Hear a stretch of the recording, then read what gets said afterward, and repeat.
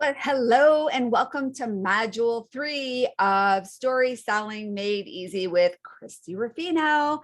So I had to bring my dog in here because if you didn't hear, my little dog is the first one to bark. She was on the last module.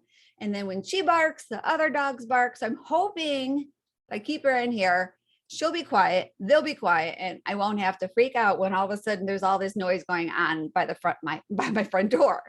All right, let's pretend like it's going to be a perfect session because it is. All right, so today on the module that we're working on today is to really make sure that we're focusing on creating a powerful outcome for our audience. I think quite often I speak to many people who want to share their story, but they're not necessarily recognizing that the value of their story isn't in their journey. Our journey is important, but it's sharing our story in a way that our audience sees their journey through the eyes of our journey, or through the words of our journey, or through the spoken voice of our journey, because they have to relate to what we have to provide to them. And we use our story as the vehicle to basically deliver some valuable information. In, oh my gosh, one of my trainings, I have what I call my story files.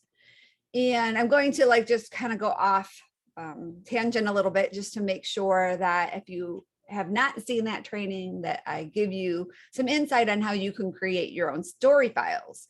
Because what we want to do is we want to be able to pull the right story when we need it, when we're delivering our teaching points.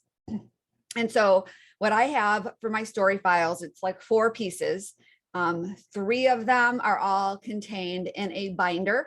And I use that binder. Now, of course, you can use a document on your computer or an app or whatever you want to house all of these different stories. But I actually have a little binder. I don't have it with me, but it's a 5.5 by 8 little binder, and I have little sections. And my one section is for my signature story.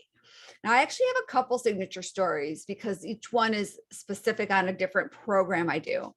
But they're key stories in my life that deliver a point about whatever my focus is for that particular outcome. So it's important that you identify your signature story, or maybe some people call them your origin story, or your key stories, whatever they are. It's basically your personal stories. You also want to have other story files, and these are story files that are not necessarily your stories. They can be, but they're supporting stories. They're life lessons. They're things that you hear, things that you see. I know I have gone to many amazing churches where they bring in top-notch speakers. I've been to a lot of conferences and heard a lot of great speakers. And every time I hear a great story in a teaching, it creates this amazing light bulb moment for me. And then I will make a note of that and think, okay, do I have a story similar to that? Or do I have a story that can illustrate that same teaching point? And I put all of these brilliant story ideas in this binder. So that's the second one. You've got your signature story, you've got your brilliant life lesson stories. And then finally, you want your case study stories. These are your client testimonials. These are your client success stories. And you may not have a lot of them right now. But if you intentionally start this section of your binder or your document or your web files that are meant to start collecting these client success stories, it's going to be a key piece to everything you do in the future, because not only will your website contain these success stories or testimonials, but you can weave them into your signature talk. You can weave them into your book. You can weave them into your program, because when you have a success story and it illustrates one of those teaching points, right away, that's social proof. Right away, the audience is like, oh my gosh, look what she did for that person. She can do that for me too. I want that outcome.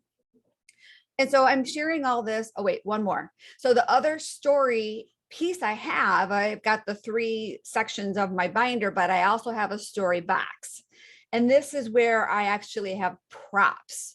I don't have any right now handy because they're all in one location. But one of the props I have in the box is a little vial that has a little teeny mustard seed.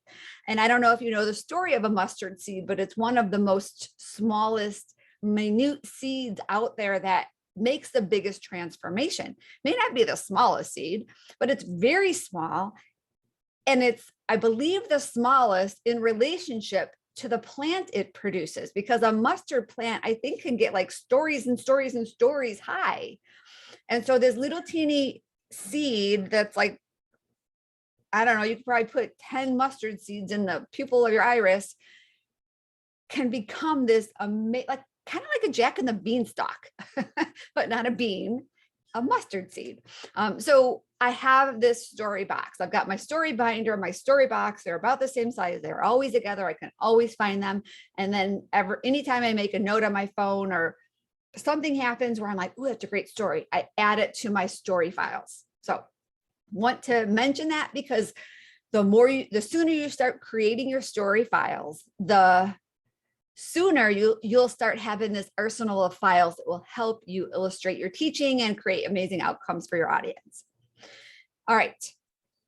So you want to identify the powerful outcome for the audience, because it isn't about, again, you sharing your story. It's about them seeing your wins as their potential wins. And so what you want to do is you want to identify your story, your tips, your teaching tips, and write that down. Like write a paragraph, pretend like you're writing a blog post. Maybe even take each of those 3 teaching tips and have 3 separate blog posts and have it all be the continuing of the story. But what you want to do is you just want to start getting used to writing your story and verbalizing your story on paper, so you can continue to massage it and build your story writing muscle, maybe your story creation muscle, so you can write it easier and speak it easier. But then write 600 words, whittle it down, or write 900 words and whittle it down. But whatever you create initially, then you want to put it away for a little while, come back at it, look at it with fresh eyes, and get rid of everything that isn't relative. Now, I think one of the new so it's not as important or popular anymore to do these big story posts or these big, like crazy long posts on Facebook or social media. We want to be as short as possible. We also I'm not a big fan of long emails. And so this is a really great exercise to kind of create something, put it down, come back at it, and whittle it with absolutely no attachment whatsoever. And when I work with people and writing their books or writing their chapter in a book, I will have them do this and make it really long, and then whittle, get rid of everything that isn't immediately important to that audience on that particular journey. And you don't have to delete it. Take it and put it in another document. And to me, that was my saving grace in this process. Is like, I am not a great writer. I've gotten a lot better over the years, but to delete something completely, like, I can't do that. Like, that probably took me 20 minutes to write it and massage it and put the right words in there. And so for me, I actually will take those that I pull out and then put them in another document. And I use ClickUp. It's an online tool for storage and organizational development of data and links and resources. And I have all my my funnel content in there. It's like my main organizational hub. And so in ClickUps, I have a special place where I keep all of these supporting stories or supporting work that I've pulled out of other things. And then I find that I end up by using them in the future. So that's what I want you to do. I want you to go ahead and start writing your story, writing down your teaching tips, and start whittling away and removing the unnecessary and keeping the relevant, the super powerful pieces in there. So that way your audience is going to be so super engaged that they will stay with you the whole time and be ready for the next step of your story creation process, which we will get to shortly. All right. I will see you on the next module.